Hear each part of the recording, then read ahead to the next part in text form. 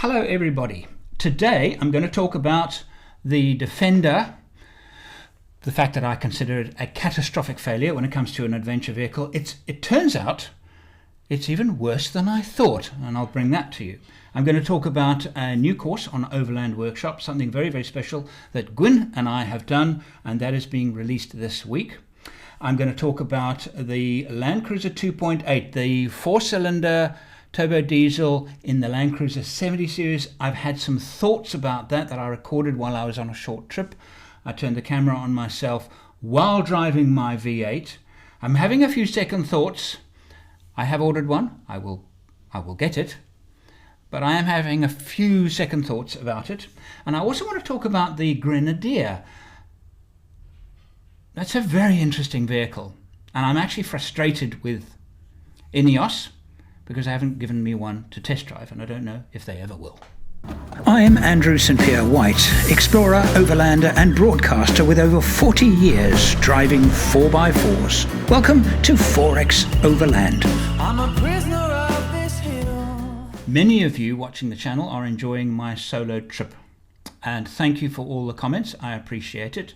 It was basically me and my Landcruiser and the camera, and you were my camera. So my only companions while driving that very, very long and lonely route were you.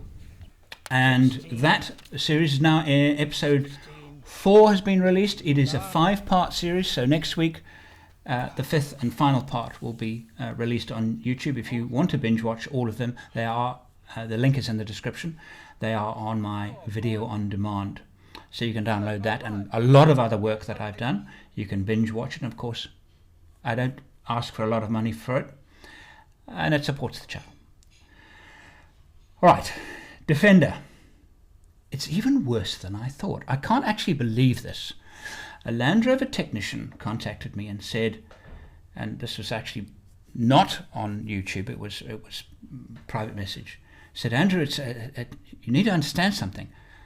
You mentioned that a laptop and a connection and an interface would be able to get the car started again should there be a flat battery. Now, we've already established that a flat battery in a Land Rover Defender is there's quite a high probability of it, because if you open and close the doors too much, even something as simple as that, the battery will run flat because it runs computers and everything, and you have to be careful. So now it's something owners have to think about.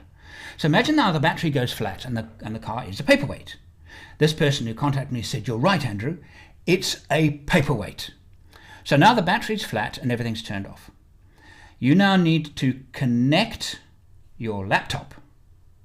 But connecting the laptop isn't enough.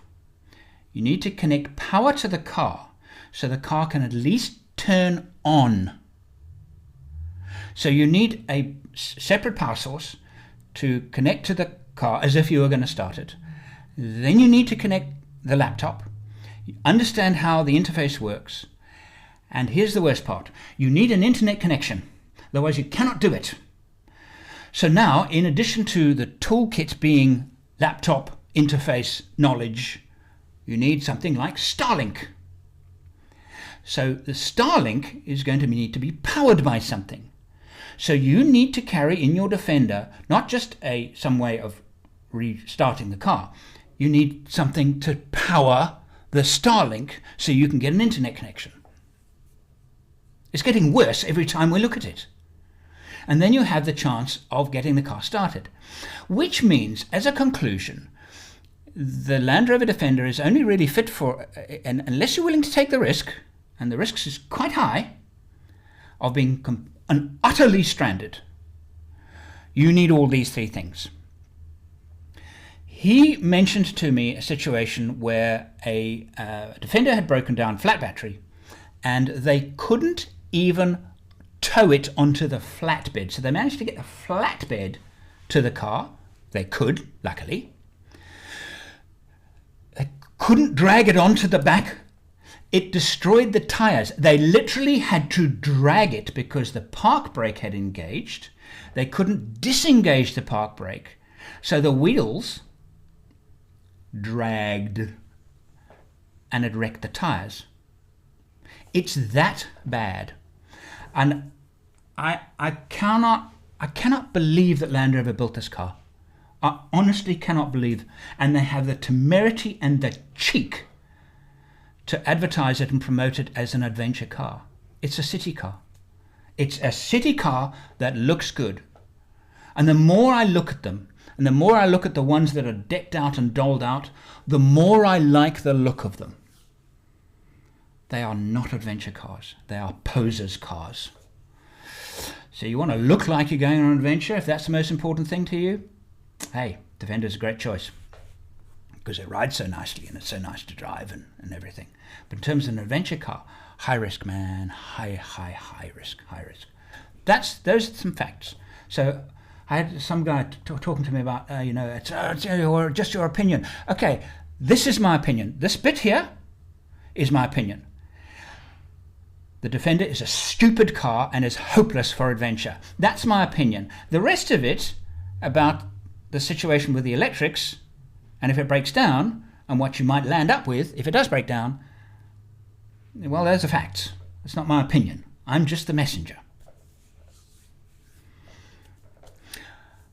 New course on Overland Workshop. It is called, and I'm going to read this because it's, but check this out. It's called Preparing, Storing and Using a 365-Day Expedition and Off-Grid Pantry. That concept that you can have a pantry that deep that you can go and travel for a long period of time without being dependent on going to the shops. It's the concept of travel light and have a black dress.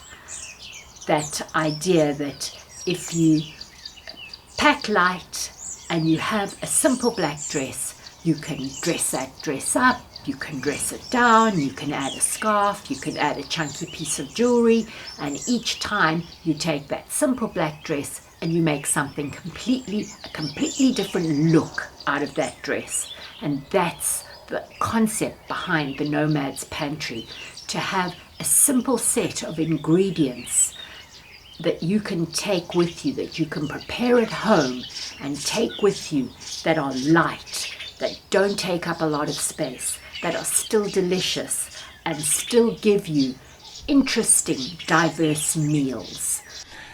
Gwyn and I have put this together. It's mostly Gwyn. When we go expedition traveling, I'll give you one example. Have you ever taken a tomato on an expedition? Well, after 3 days of shaking and rattling, they're just disgusting. So in other words, you have to eat them in the first 3 days. Well, what happens if you're going away for 10 days and you're not going to want to rely on getting supplies?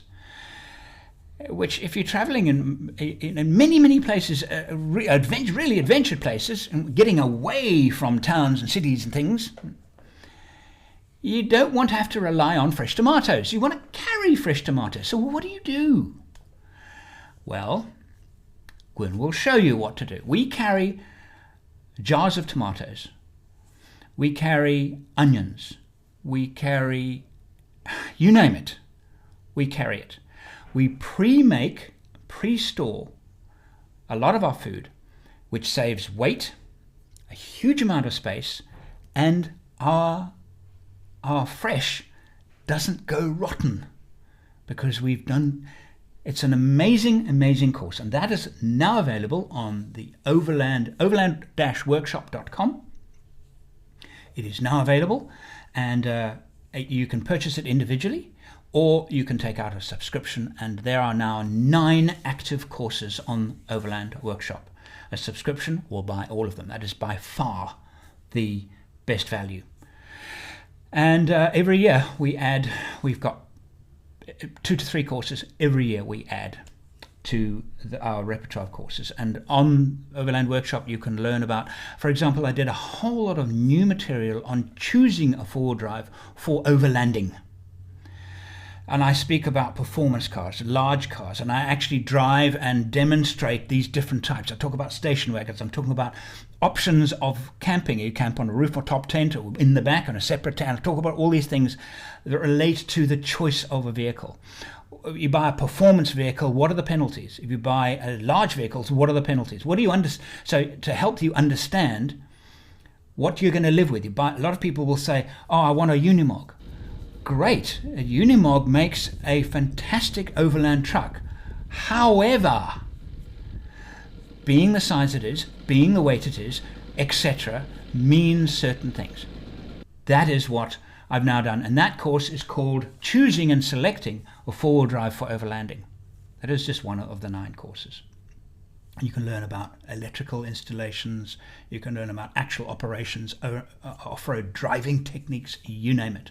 It's a huge, huge resource. Right, Landcruiser 2.8. I have, as you know, many of you will know if you've been watching the videos, ordered one.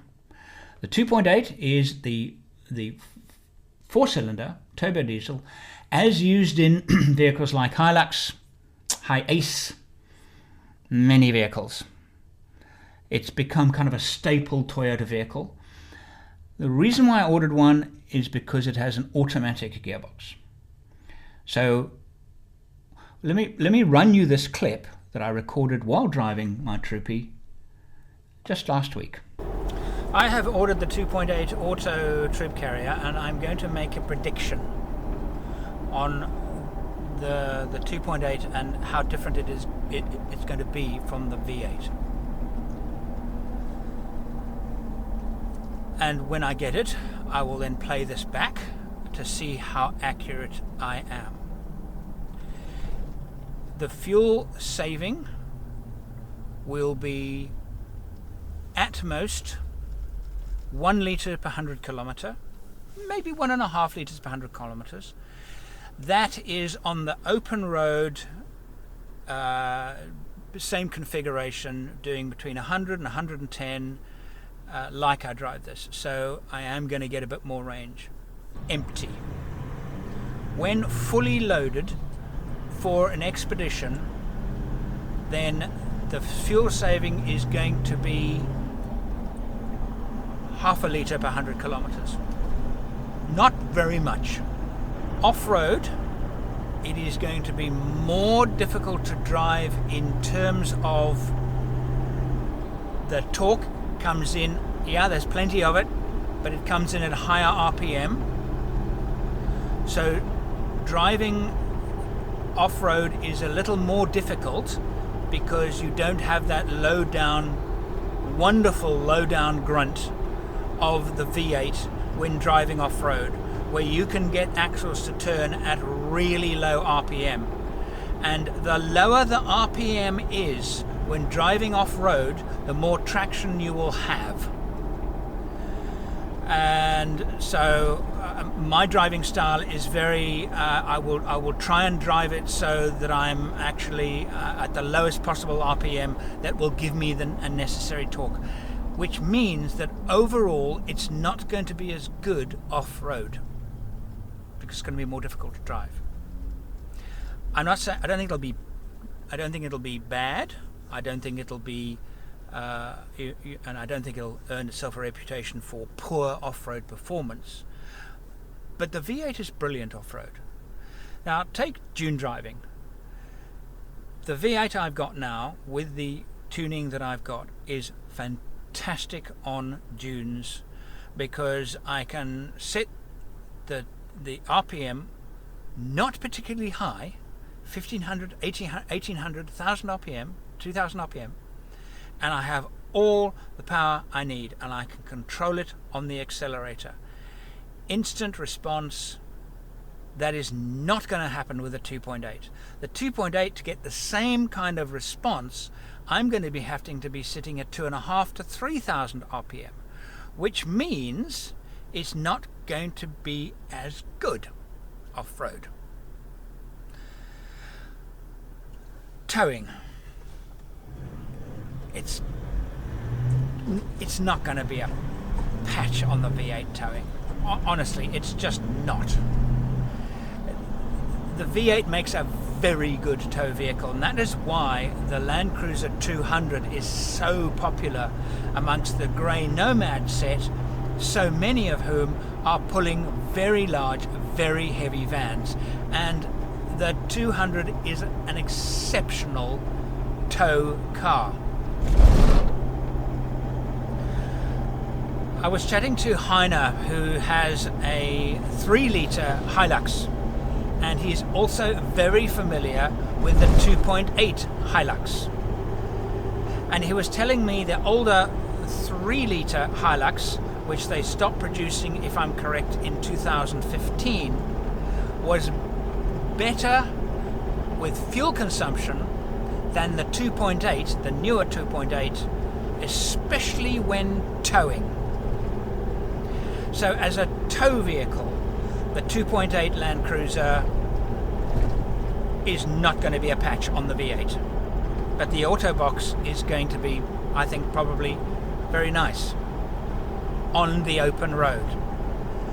The part that worries me the most about this vehicle with an Autobox is I might be finding myself driving at much higher RPM. I can sit in 5th gear from 1500 RPM to 2000 RPM, and it's responsive and kind on the ears. The vibrations are low because the RPM is low, and this is a very easy car to drive, but it's a manual, obviously. Generally it will be driving at higher RPM, and that is why the fuel savings are not going to be significant. They're going to be there, but they're not going to be significant. On a track, a long track like Canning Stock, Connie-Sue Highway, where you're changing down, changing up, changing down, changing up constantly, hundreds of gear changes during the day, the 2.8 is going to be marginally better on fuel, but actually not sufficient to say that it's necessarily going to give me that extra range. And I'm talking about, I now calculate 600, perhaps I could now add an extra 100 kilometers on each tank, as I think I mentioned in one of my earlier videos. I've thought about that. I don't think that's going to be the case. I will be very happy if it is, but I don't think it's going to be the case. I hope the gearbox is well tuned so it drives nicely and is more relaxing to drive. I think the Autobox is going to be absolutely ideal for rental companies, because it's one of the challenges with a rental four-wheel drives. People that rent cars are very hard on vehicles, particularly four-wheel drives, and if you have an automatic gearbox, it reduces the wear and tear generally on the vehicle, and hire companies like automatic gearboxes, generally speaking. And the new automatic Landcruiser will be a hit, a very welcomed in a big way with the car rental firms. I have no idea when I'm going to get it. I have not been told. I expect it will be, my guess is mid-24. I want to talk about Grenadier. Now, I am frustrated, I have to tell you now, about the Ineos people in Australia, because they've made certain promises, and I don't feel as if it's like, the early days they were going to give me special, a little bit of special, and like a scoop on the vehicle, some preemptive press material, and nothing happened there. So that was a frustration, because they kind of said they would and they didn't. Fine, let's get past that. Now they're saying, Andrew, we do want to work with you, and early this year they said, we will give you a vehicle for a long-term test. Now they're umming and ahhing, because I asked them, is there a vehicle available? I'm already planning my 24 trips. And I need to know now if I'm going to get a vehicle, and just give me an approximate date. But if you're going to say you're going to give me a vehicle, then you have to give me a vehicle. You can't, then I'm going to be really ticked off. So I'd like to make an appeal to anybody in Western Australia that owns a Grenadier, would like to loan it to me for a weekend. I am not going to take it on heavy off-road driving. Some off-road, but I'm not going to... This isn't an off-road test to see how good it is off-road. Just by looking at it, you can get a reasonable idea. Just by understanding what the vehicle is, you can get a reasonable idea of what it's going to do off-road. I would like to feel its ride, its space, its seats, its handling, its steering, the whole feel of the vehicle. I will take it on a fairly easy-going off-road track to get some feel of that. I'll take it on a long road and do a couple of 100 kilometers. How is it on the open road? And try and answer some of those questions in terms of, does that big lump in the front of the right-hand drive footwell, is that a problem? I will only be able to know that if I take it on a long trip, at least an hour to 2 hours. Otherwise, I won't know. Fuel range and things like that, all those questions with Grenadier. Ineos have commissioned Scott Brady of the Overland Journal to drive a Grenadier. I think it's Trans-Africa. I'm not sure of the details.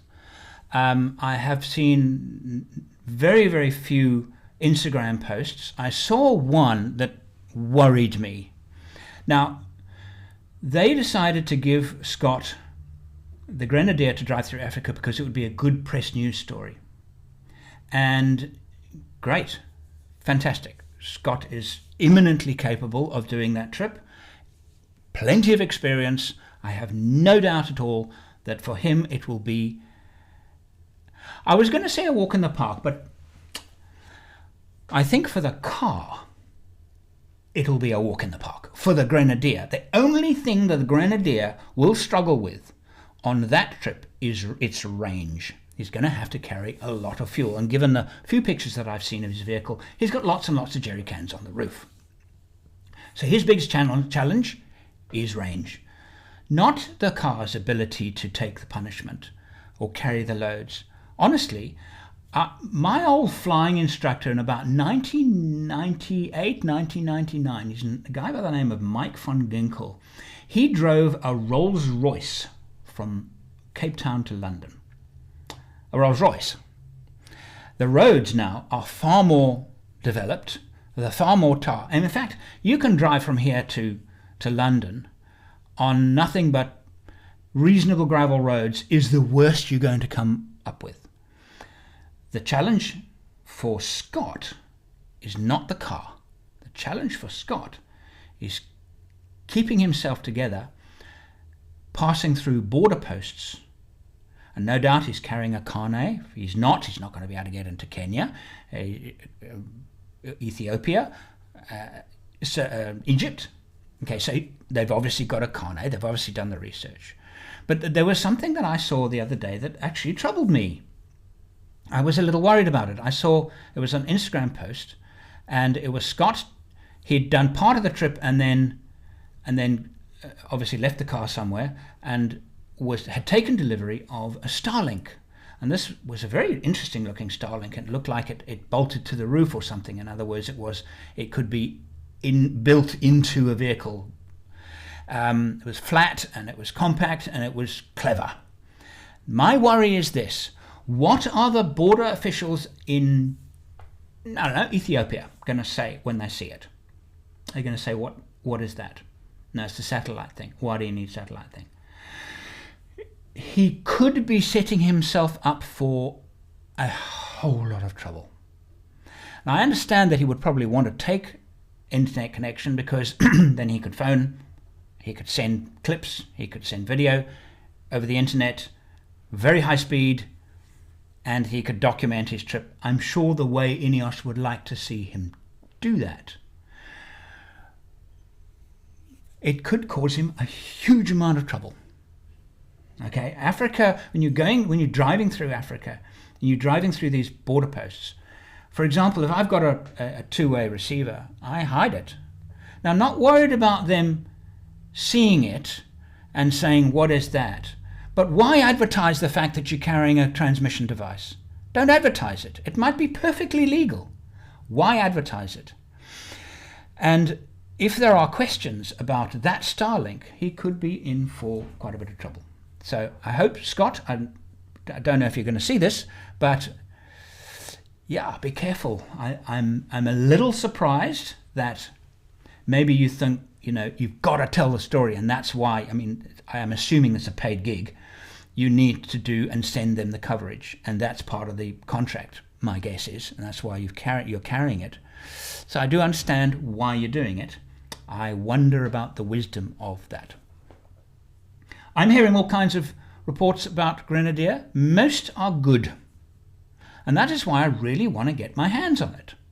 But I also feel that Ineos is treating me with a great deal of caution in the words that they're using in their communications with me, and I understand that too. Motoring manufacturers cozy up to journalists that they trust. And what do they mean by trust? That they know are not going to give them a hard time and say things that they disagree with. I have presented a number of things on Grenadier, and most of it is positive. My feedback from Ineos is they only hear the negative. They don't hear a single positive. And you as the audience, you hear both. The manufacturers only hear the negative. They hear what they want to hear, and they disregard the rest. So I am seen with suspicion, and I've been told that their PR department were, I think the words were, a bit worried about some of the things I said. If that is the case, then do me a favor. If you see this video, call me and say, Andrew, we're not giving you a car.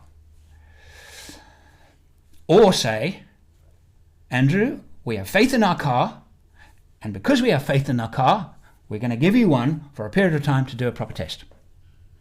So again, my appeal to anybody in Western Australia with a Grenadier who would like to loan it to me for the weekend, to do a not an in-depth review, but certainly my impressions of the car, please contact me through my website, forexoverland.com. There is a contact page. Just put in the subject line Grenadier, and I would love to hear from you, because I can't do a lot more without a vehicle.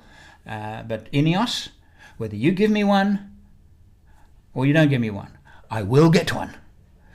You choose how that happens. Oh, the Next Journey podcast, if you're not following it, Next Journey podcast on my alternative channel, link in the description. It's a podcast, but the videos are also released on YouTube. Podcast on Spotify, Apple, Google, etc. We're all good. Podcasts can be found, and we've had some fantastic guests, and I'm recording one today and one tomorrow, some stories that will make your toes curl. See you next time.